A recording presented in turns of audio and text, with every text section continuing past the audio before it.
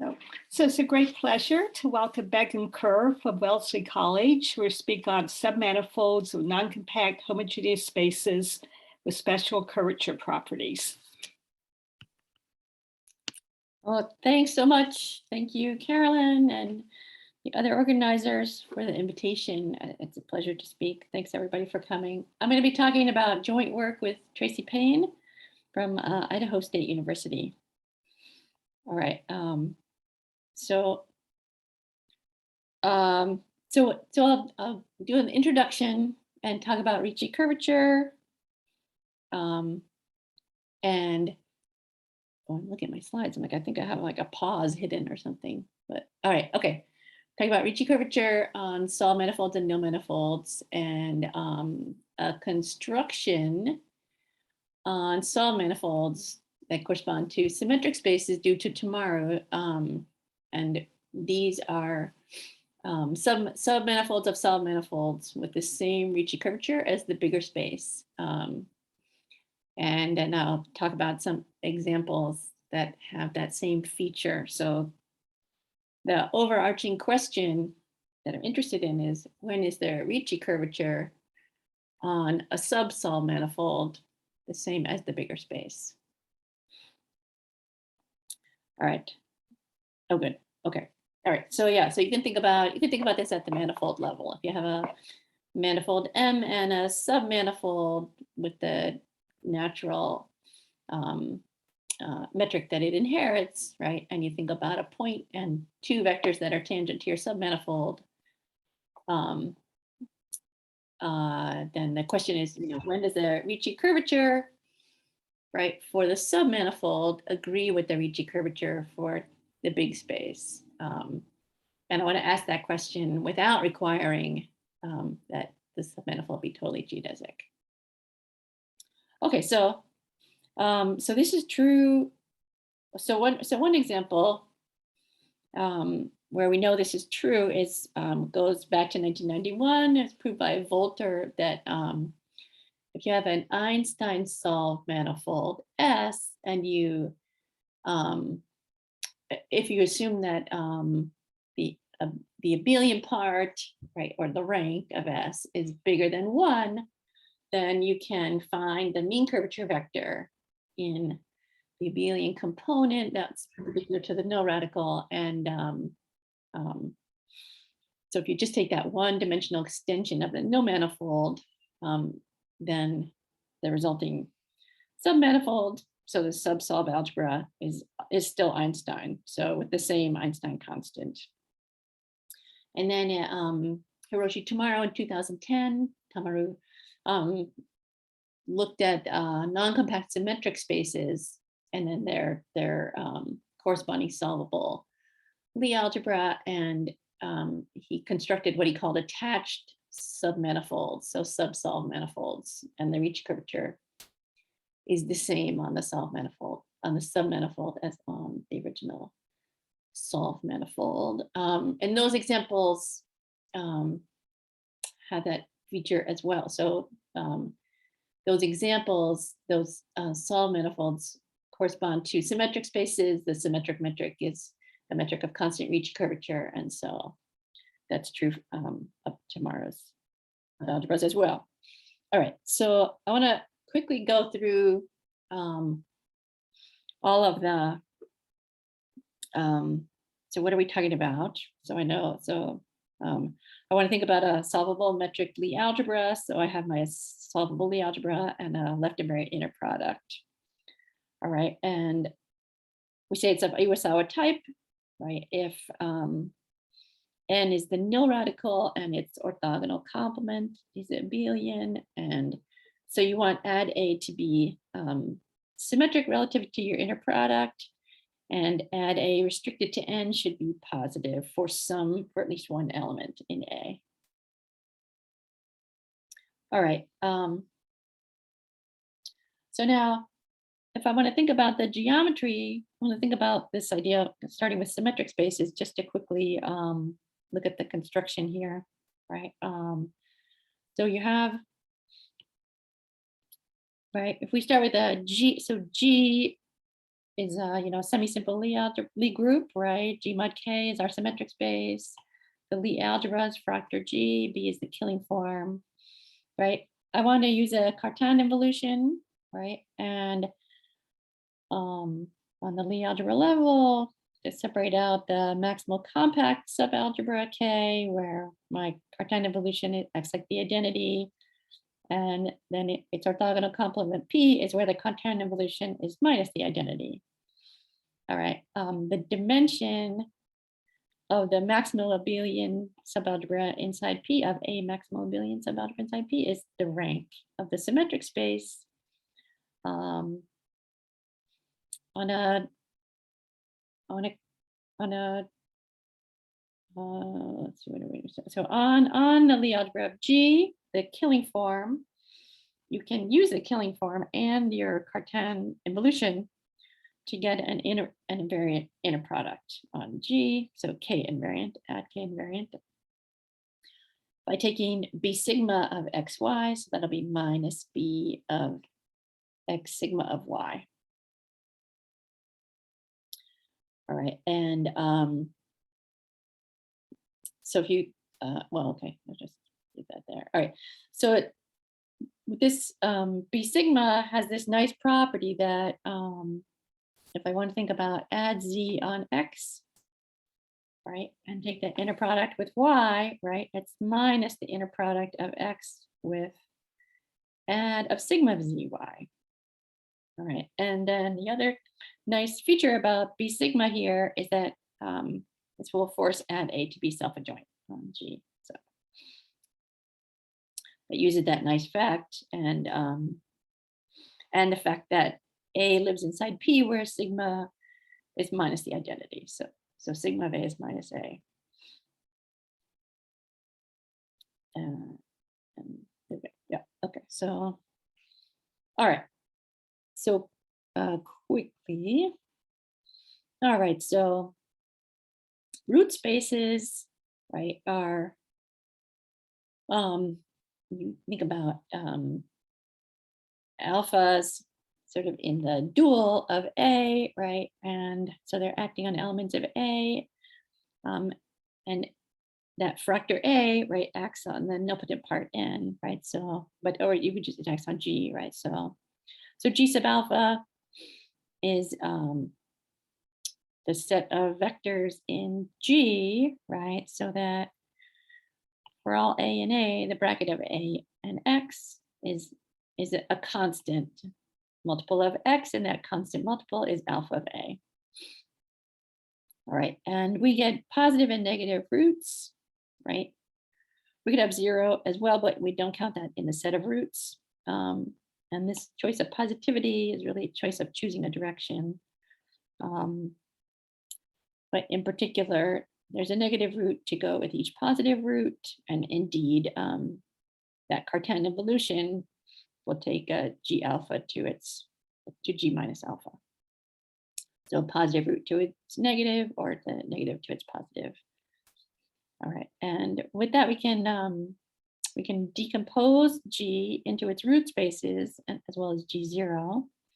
And G0 will be A, but also K0 if there's a normalizer of A in K. All right, the root spaces yield a grading, right? The bracket of G alpha and G beta is G alpha plus beta. And if we look at just the positive roots and look at the sum of those root spaces, we get a nilpotently subalgebra of G. And if you take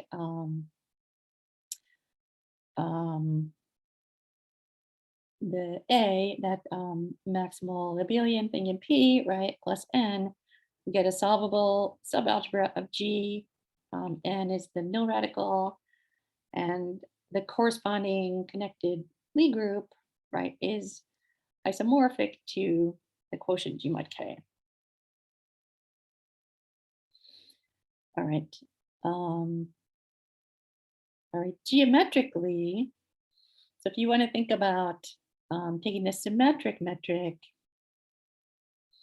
on G mod K, that corresponds to taking this nice inner product B sigma and scaling by 2 on A times A.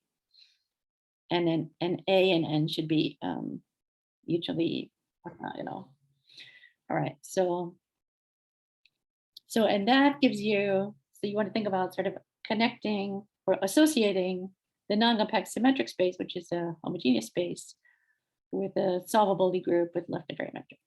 All right, so actually, so this G should be this inner product here. Okay. All right. So this slide, I didn't quite know where to put it. So I want to, I'm going to hold on to what's true for a semi-simple Lie group when you are thinking about this idea of the symmetric space and just kind of taking care of that, right? So, so we can define a root vector, right? So that in terms of B sigma, so B sigma of HH alpha will be alpha of H. So, and then in particular, we can use that to get to take our nice inner product, B sigma on A, and turn it into an inner product on A star. So, all right. And so in an abstract root system, you think about what you want to know is that your roots, your set of roots, that their span gives you all of A star. You want to know that if I have any two roots, right, their inner product, right, or really it's these guys, right, inner product alpha and beta over alpha alpha times 2, that will be an integer, right, and that beta minus that integer times alpha will be in our set of roots. And then once I have a set of positive roots, I make a choice of positive roots, right? I want to take a generating set of fundamental roots so that every positive root can be written as an integer linear combination of fundamental roots. Okay, all right. So getting back to geometry, right, on a solved manifold, if you identify what's called the mean curvature vector, this is sort of the mean curvature vector for N and S, right? For solved manifolds, you want it to be the vector, and this is a unique vector, depends on the inner product, right? So that the inner product of this vector H naught with any X is the trace of add X. All right. It's not hard to see that this is going to be an element of A, the nilpotent vectors. They don't take any add of the adjoint action of something in the nilpotent part is necessarily going to move it, right? So that if you had an eigenvector, you wouldn't have a nilpotent Lie algebra. So that the trace will be 0. All right. So H naught is definitely an A. All right. And then so the thing that's key to know about this is that for any solvable metrically algebra of Iwasawa type, then the Ricci curvature satisfies that when both A and A prime are in A, the Ricci curvature is the trace of add A prime. That's the killing form, right? The Ricci curvature of something in N with something in A is going to be 0. And then, so when you take two vectors in N, X and Y and N, the Ricci curvature in the solvable Lie algebra is the Ricci curvature in the nilpotent Lie algebra, and then minus the adjoint action of H naught, our mean curvature vector, on X inner product Y. Megan? Yeah. I think there should be a minus sign in part 1. Oh, yeah. Or it's negative. Yep. That will be positive when we want to be negative. Indeed. Yeah, right there. I feel like I did this before. Yeah. Yes. Thank you. Okay. All right. So And then the Ricci curvature on nil manifolds, right, will be to just take an orthonormal basis, right, for your nil manifold, and the Ricci endomorphism, right, will be the composition of ADI star with ADI. So summing over your basis with factor 1/4, and then minus what you get when you have ADI and then ADI star, where add star is the metric dual to add X. And so just think about taking the dual with respect to the inner product. Okay. All right. So Hiroshi Tamaru looked at the solvable Lie algebra that's associated with a symmetric space, right? And looked at the set of fundamental roots, right? And identified dual vectors in A. Okay, so these are actually different from root vectors. But they're just for convenience. So, all right.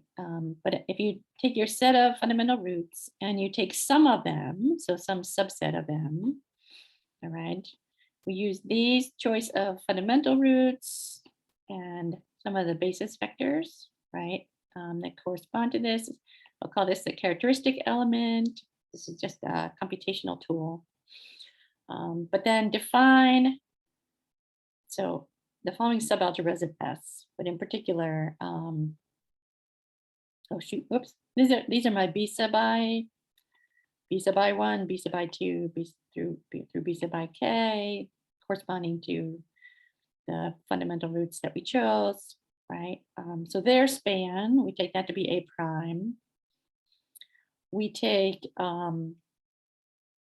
so using this characteristic element, so any roots so that their alpha of z is positive, right? We take those root spaces, we call that n prime, right? And then S prime is A prime plus n prime, right? It's not hard to see that this is a subalgebra, and we restrict the inner product, and we call this an attached metric Lie subalgebra attached to the original metric Lie algebra S.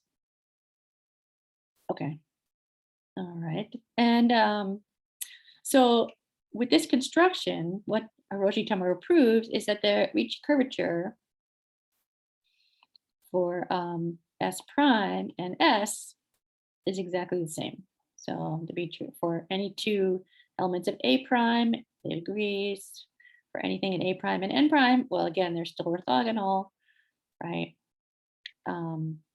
This is actually, these are not hard to show. It's this one, that the Ricci curvature for two things in N prime is the same on S as it is on S prime. All right, is the one that is sort of most impressive. So the first two observations are sort of immediately follow from Volter's result. And the third one uses the mean curvature vector. So it says that for any, he proves this as a lemma for any x and n prime, the Ricci curvature on n versus the Ricci curvature on n prime, right, is the difference between the mean curvature vector on all of, on S, right, and the mean curvature vector on S prime. Okay, all right, and then this, and now the lemma, and then the last of Volter's pieces of, the last piece of Volter's result gives you that the Ricci curvatures agree. So just to mention, so some other consequences of Tamaru's construction is that the attached subalgebra S prime is always a minimal subalgebra of S. And furthermore, these are not typically totally geodesic. All right. As long as your subset is not orthogonal to its complement among the simple roots, right? Then S prime will not be a totally geodesic submanifold, just has that Ricci curvature agreeing. So we're interested in what makes this work. All right, and so one of the things that is true for Hiroshi Tamaru is as he's proving that lemma is really in the rows here. You can see this comes from an Alexievsky line, right? Right, and this Jacobi star condition. All right. So the EJ perps, we're summing over these EJ perps, and these are the things that are in the complement. Sort of, this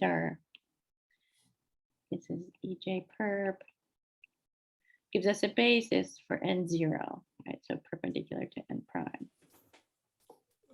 Mika, can you remind us of what EJ perp is? I didn't quite follow it. Oh yeah. All right. So I'm thinking about so this, yes. So this Jacobi star condition, right, is happening summing over EJ perp, but these guys are particular. So you would think about I have this somewhere, but that's all right, right? So like we have an orthonormal basis for n. Oh, how am I doing this? Sorry. An orthonormal basis for n, and then we'll think about the prime guys. So we'll call this like adapt. I have a word, adapted or something, right? So the EJ primes are in n prime, and then the rest of the basis vectors are EJ perps in n0.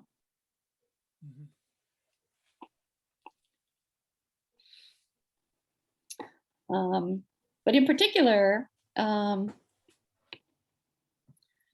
right? So the fact that this equality holds, this is an important part of Tamaru's result, right? And then why does it hold? In his setting, right? The adjoint action, right, is minus add of sigma of x. And so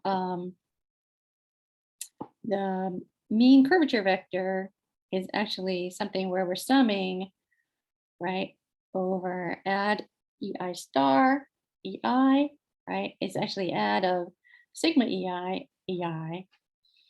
And this means that actually this equality holds term by term without the sums by the Jacobi identity. Right, so really, right, this becomes just the Jacobi identity. And this is add ei star, this is add ei star, this is add ei star. And so H naught is picking up the whole equality is following from the Jacobi identity. Okay, all right. So we want to sort of think about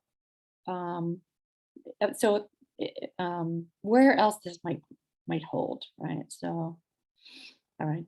So suppose I just have a solvable metric Lie algebra of Iwasawa type, and I have my root spaces, I have my roots, right? I have S has the an abelian part complementary to these root spaces, right? And I want it to be, so it's of Iwasawa type, right? I choose my fundamental roots. I choose a subset of fundamental roots, right? This is what I was writing very poorly, right? So compatible with n prime. Think about a basis for all of n, right? Compatible with n prime. All right. Then I can think about the mean curvature vector was the sum of the add ei stars ei, right, over the whole basis for n, right? H0 prime, right, is that same term, but we sum only over the basis for n prime. Okay, and so it takes some work to see, right, that H0 prime above, right, lies in A prime and is the mean curvature vector for S prime. All right, it seems natural, but it's not completely obvious, especially depending on what you want to be careful to what you assume, right? So you want to know that you have this inner product. You want to start with a metric solvable Lie algebra, set of roots. So we need to know that we have an abstract root system, right? And so we can take the roots we have, right? If you start with something nilpotent, you have only positive roots, and you just want to join on the negatives of those roots. All right, and then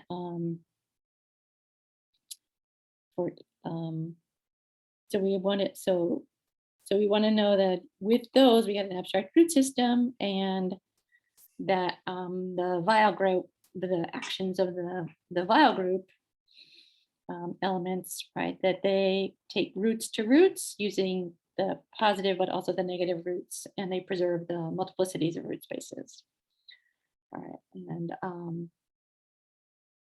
and as long as those things are true, then that vector h naught prime defined above will be an A prime and will be the mean curvature vector of S prime.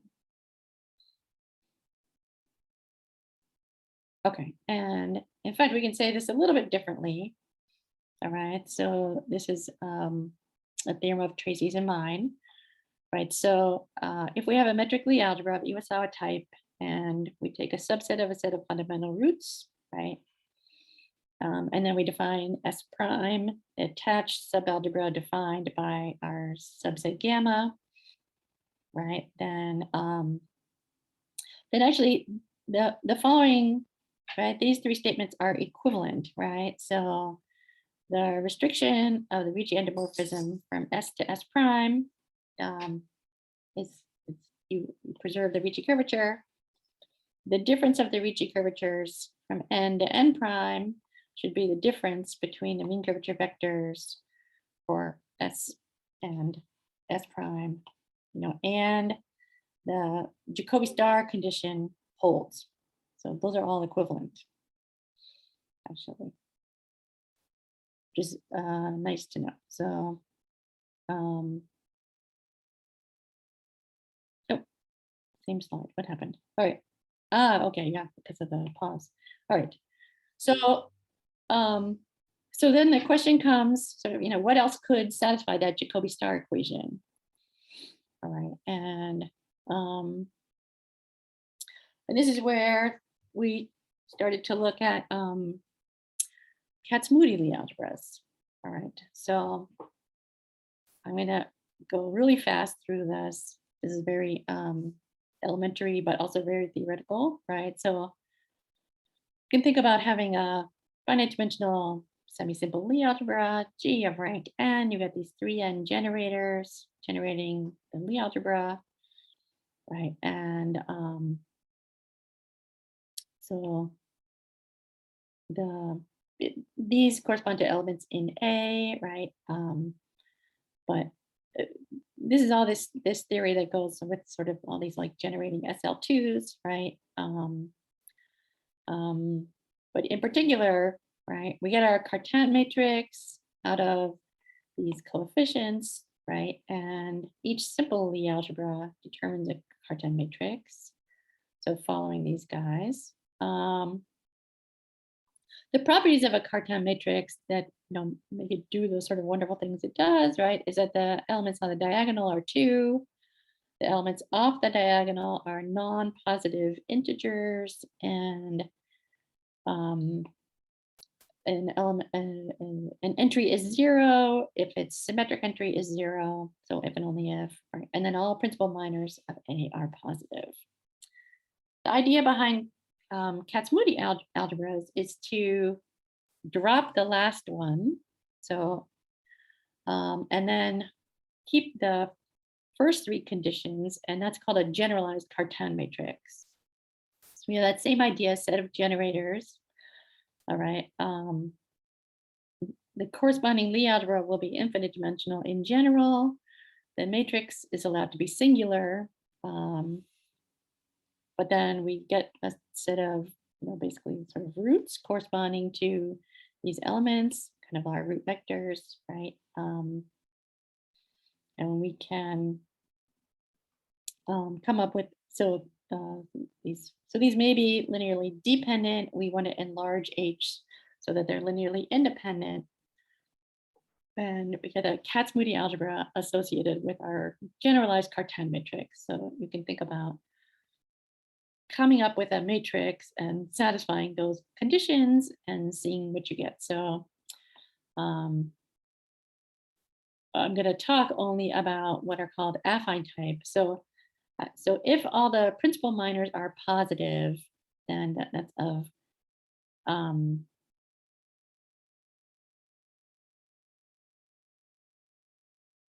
oh, all of its principal minors are positive. Okay, I'm like, wow, it's finite type, right?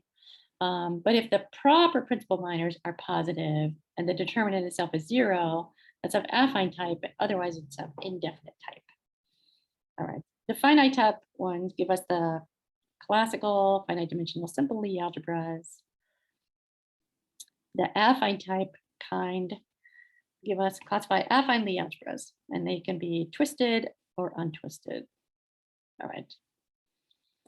So we're going to talk about untwisted ones. All right, I want to start.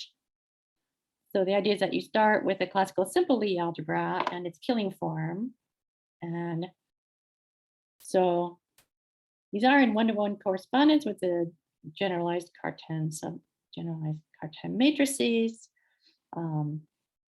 satisfying the affine condition, right? But it's a little bit easier to think about starting from something that is a simple Lie algebra, a classical one, all right? And then construct the associated Kac-Moody algebra of untwisted type with a real realization.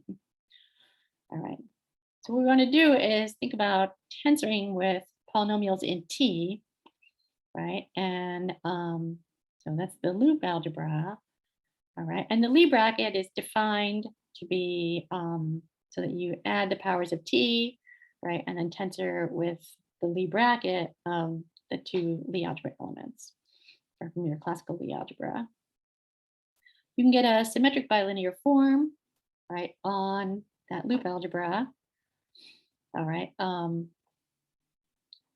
And that actually wants the exponents to sum to 0. So m should be minus n to get something non-zero. All right. And then times the inner product of x and y. Okay. Next, we take a central extension. All right. So we join on an orthogonal C, right? And we have this differential operator, right? So you can think about D as taking the derivative, right, of T, but then you also multiply by T. So the exponent comes down, but it stays as what it was. All right. And now the inner product on this space is defined. So C is a central extent. Yeah, okay. C is a central extension, right? So the inner product of C with B, or the inner product, lambda C with B or mu C with A is going to be 0. And but the inner product of A and B coming from the loop algebra will take the derivative of A, or this D operator, right? So and then using this inner product, right? D of A and B, and then depositing that in the C component. So, okay, finally, one more thing, right? Where we also join on this operator D, right? So it's orthogonal, right? And then it acts like D. So D of B, D of A. Right? This is actually exactly what you would expect it to be. All right. And then the symmetric bilinear form. So this is totally canonical, but notice it's not an inner product, right? But C is orthogonal to itself, D is orthogonal to itself, right? Or this is not an inner product, so I shouldn't say orthogonal, right? The inner product, the symmetric bilinear form takes C with C gives you 0, D with D gives you 0, but C with D gives you 1. Okay, all right.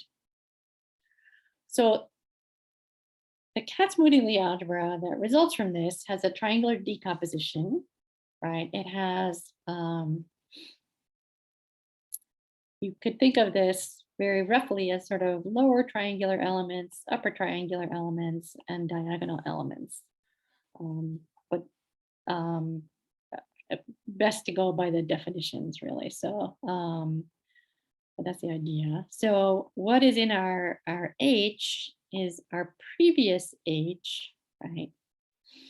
And this would be the maximal abelian part, right? And then joining on C and D, right? And then N infinity looks at the classical H, and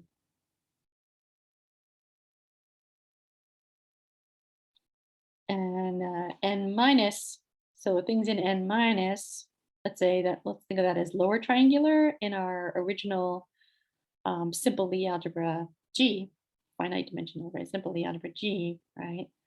So we can take things in H and in N minus, as long as we have a positive power of T in the polynomial here, you know, or we can take any power of T, including 0, right, with things that were, say, upper triangular. So I'm trying to go through this with a specific example where we think about starting the classical Lie algebra. We'll start with SLN. So we have our generalized Cartan matrix.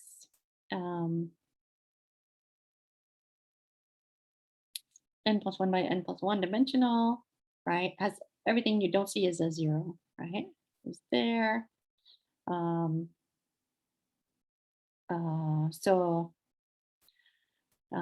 The basis for the Lie algebra is you can think about elements on the diagonal that look like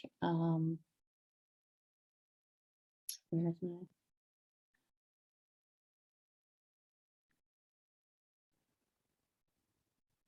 so here we go. So I plus 1 would look like it has a 1 in the ith row and the ith column, and then minus 1 in the I plus first row, I plus first column. Oh, so maybe like EII minus EI plus 1, I plus 1.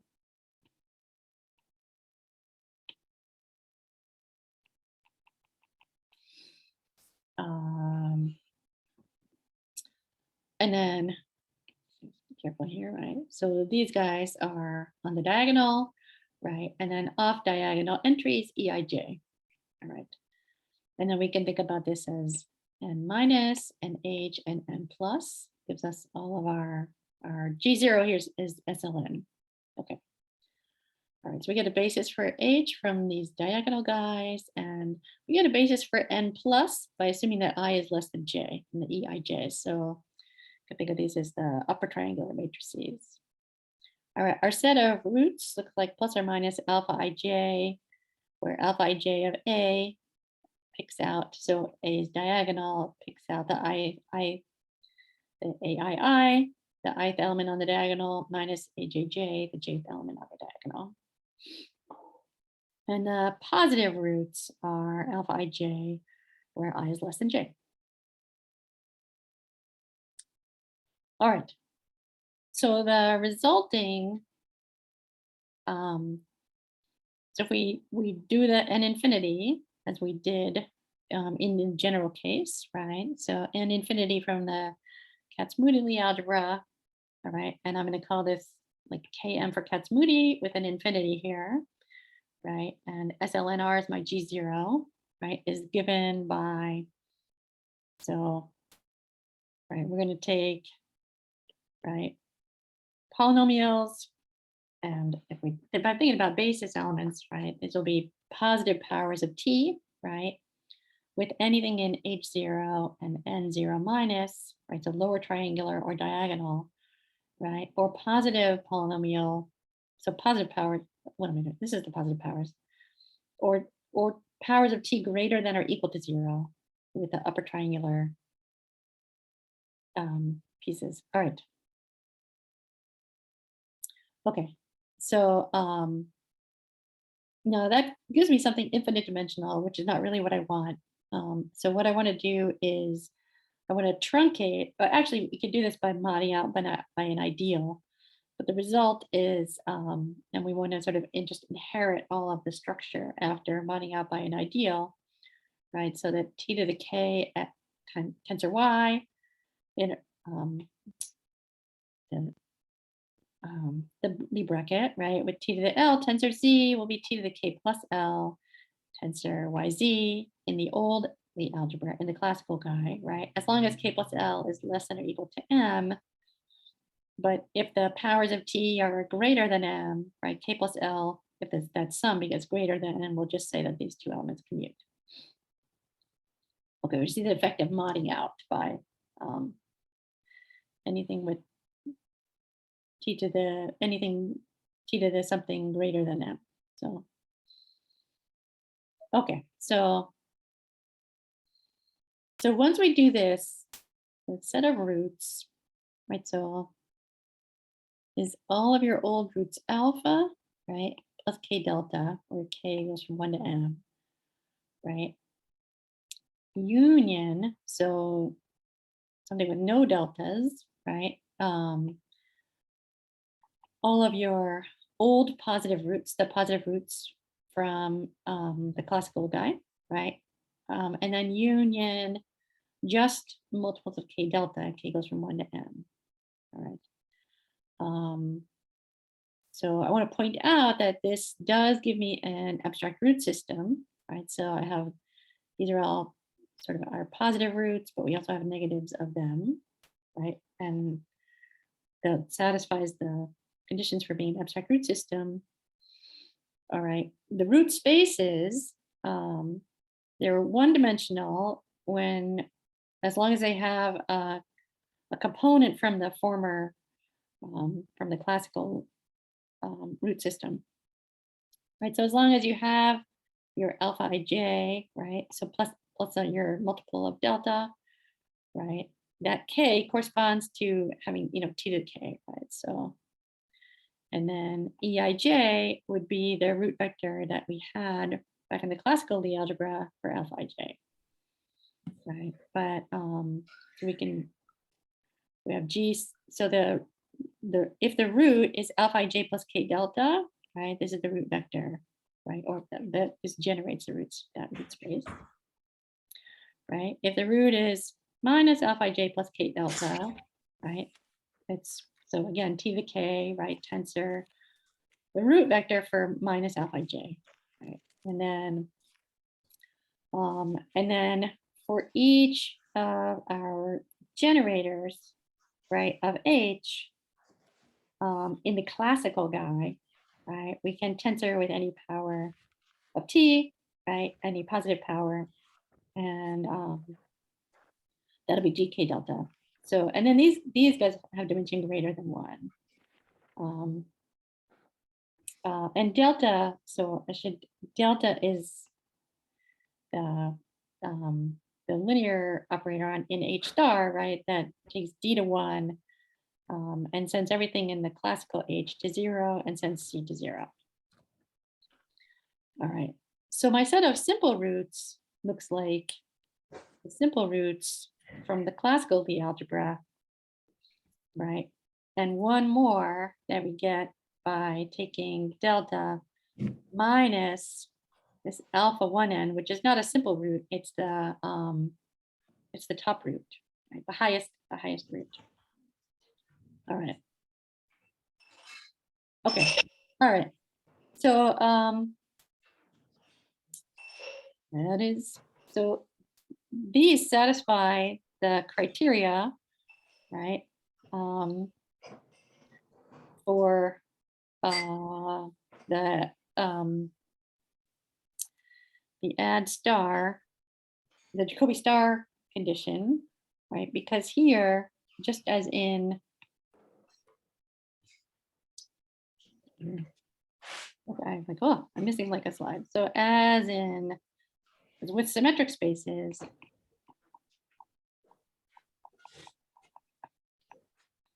right, we can think about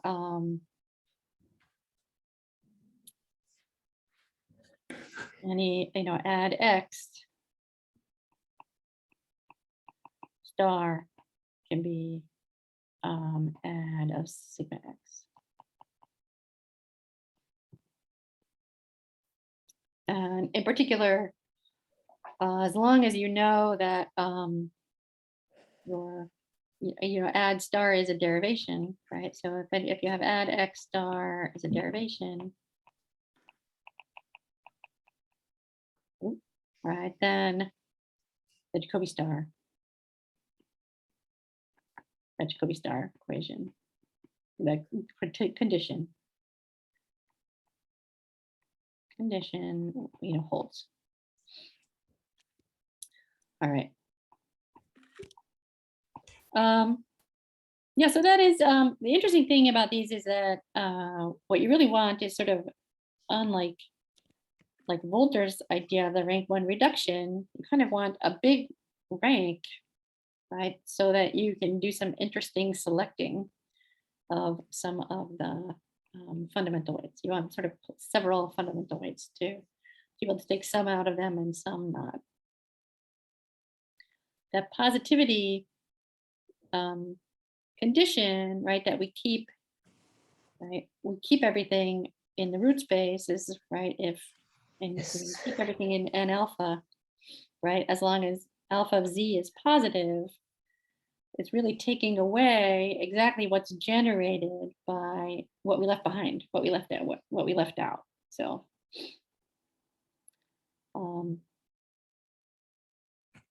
it's there's things where no, what am I trying to say? The roots, you easily recoup some of the higher, the things that are not fundamental roots, right? If you haven't taken out sort of very many fundamental roots, then as you start adding, from simple roots to the ones that are not so simple, right? It's quite a lot of stuff is left in in n prime. So so higher rank is kind of more interesting than low rank. All right, I'm gonna stop here. Maybe I can answer some questions. Thank you very much. Thank you for a very interesting talk. Are there questions?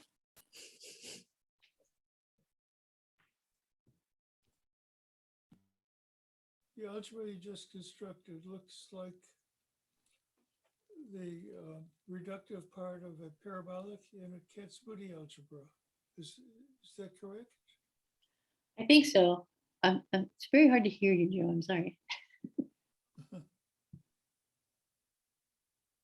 I think that I mean that's certainly that's how Hiroshi Tamaru characterizes what he's doing. And then the Kac-Moody is the same, right? We want sort of all of the nilpotent part. And actually, I didn't say, but we would sort of think about adjoining on, some of, to get a solvable subalgebra, you want some of the sort of the A part, the H that you have. There's like hard to. That's right. I meant nil radical, not reductive part. The nil radical, yeah. Solvable radical. Yeah. Right. You can take all of that.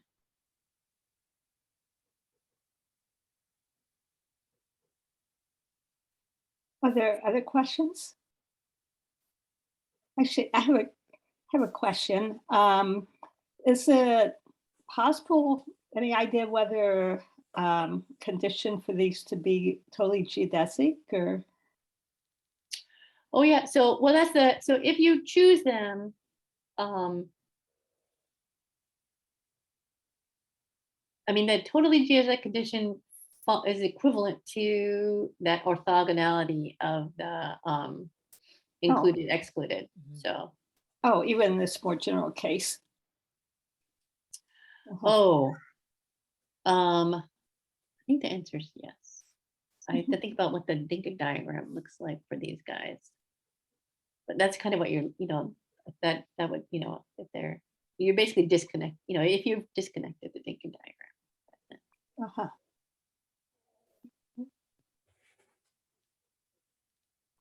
Are there other questions?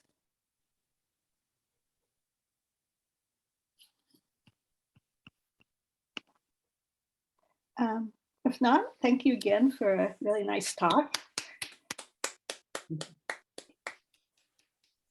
And our next talk is in 2 weeks. April 6th will be Hisashi Kasuya.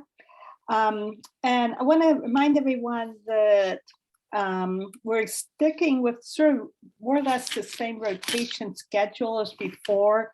So the UTC time is not changing, but United States and Europe, well, next time Europe as well will be on daylight time. So the time will feel a little bit different. So just be sure to check the schedule. So thank you. Thank you. Yes, thank you for a very nice talk.